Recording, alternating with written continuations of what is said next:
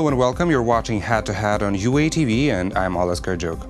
Earlier this month, a scandal broke out after German TV channel ARD investigated the OSCE mission in Ukraine. According to the channel's report, some internal information of the special monitoring mission was allegedly given to Russian security services.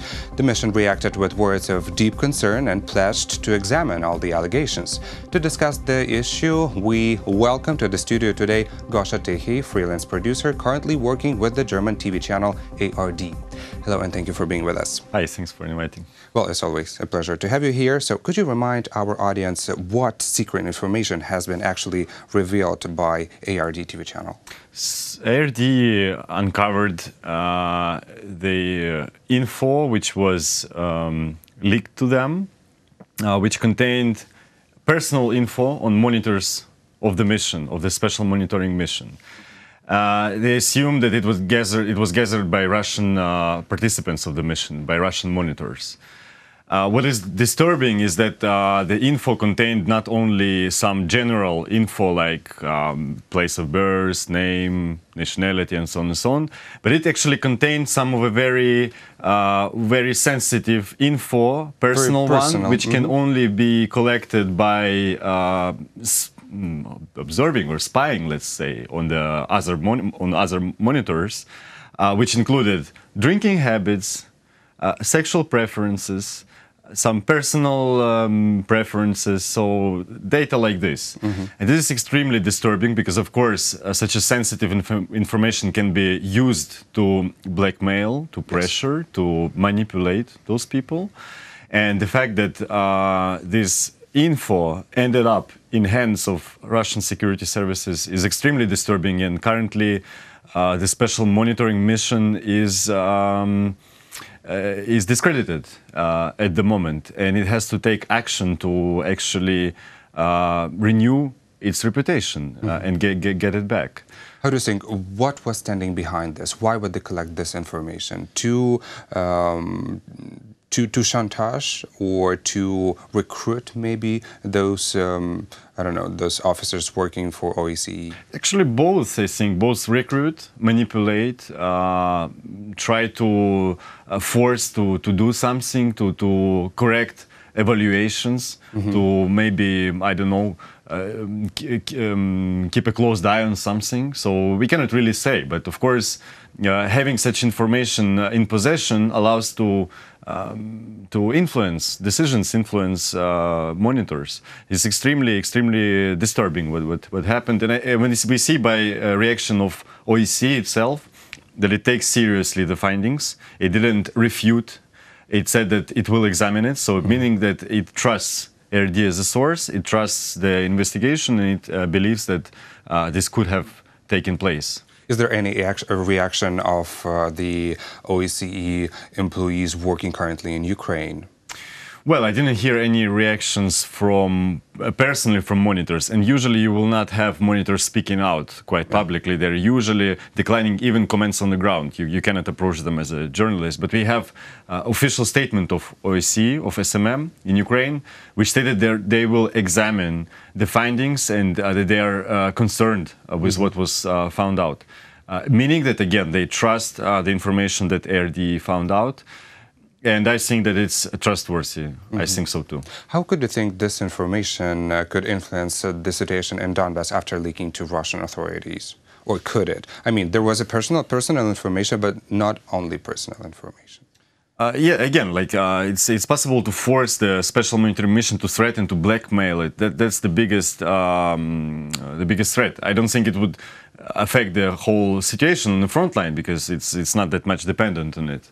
Well, if they knew where the surveillance cameras are located, they could also, I don't know, do some schemes how to trick OSCE reports. Well, they do that, and they restrict OSCE's access to some sites. The militants, the Russian proxies are shooting down drones of the OSCE, so it's nothing new. And actually, what's important to say is that this scandal is not the first one. Actually, there were bells ringing before. 2015, 16, we had cases. One case when one of the monitors of Russian monitors, he got drunk and he actually spoke out on the camera explaining that he is spying.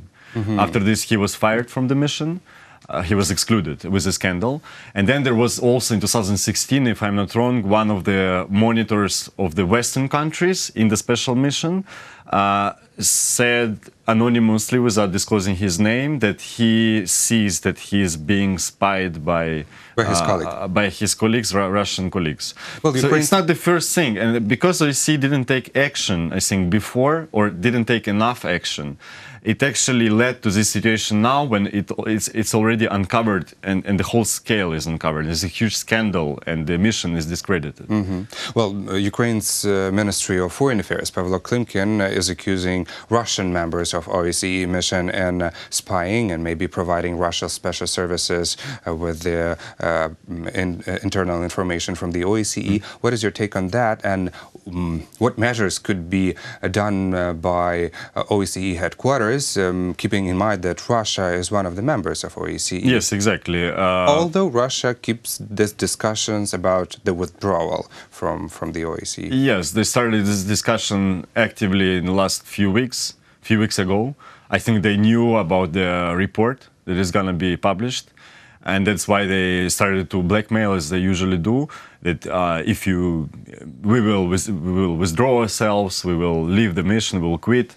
It's the kind of threat. So I wouldn't take it too seriously. But what's important to say is that, of course, Russian monitors had no place in the mission from the very beginning, because Russia is a side of the conflict. And it's impossible that the side which is waging war is monitoring the same war. It's just absurd. Of course, headquarters of OSCE have to exclude Russia from special monitoring mission in Ukraine. So critics, of course, would say that how would you do it? Because Russia is one of the members, 57 states. Members of OSCE, it can block, it can veto any decision.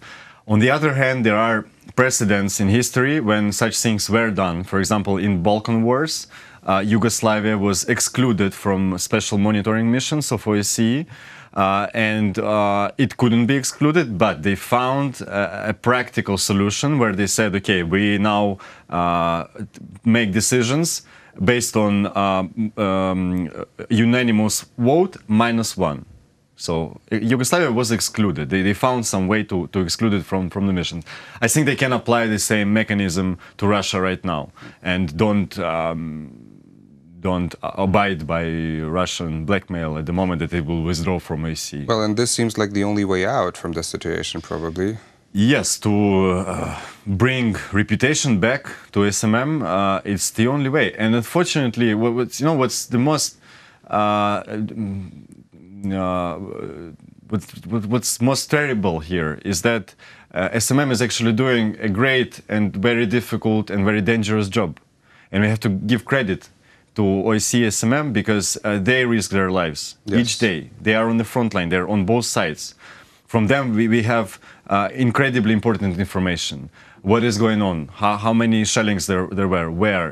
What is happening? They are the only ones who have access to the occupied territory, because the occupied territory, Russian authorities closed completely for entrance of foreign journalists. They cannot enter anymore the occupied territory. So it's the only source probably at the moment. Source of information, and OSCE is making a great and dangerous and difficult job. All these monitors, they're risking their lives every day, although it's not their country, but they're risking their lives to get info.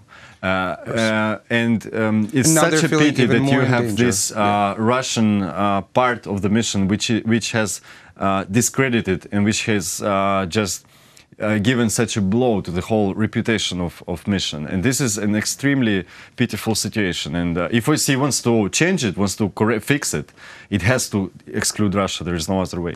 Well, the last issue to stop on is that the press service of the OSCE announced that Secretary General of the organization, Thomas Griminger, is paying a visit to Ukraine. Is it connected, in your opinion, to the video investigation being released? Of course, they don't say it directly. We don't have any proof to say that from them. But I guess it's connected because his visit was announced after the report, shortly after the report, maybe less than a week. Yes.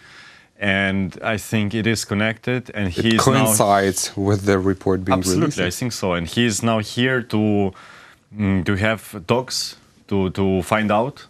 And I think he's here to also find a way out, yes, to see with his own eyes and find a way out. Well, let's see what comes after his visit. Thank you so much for this conversation. Thank you.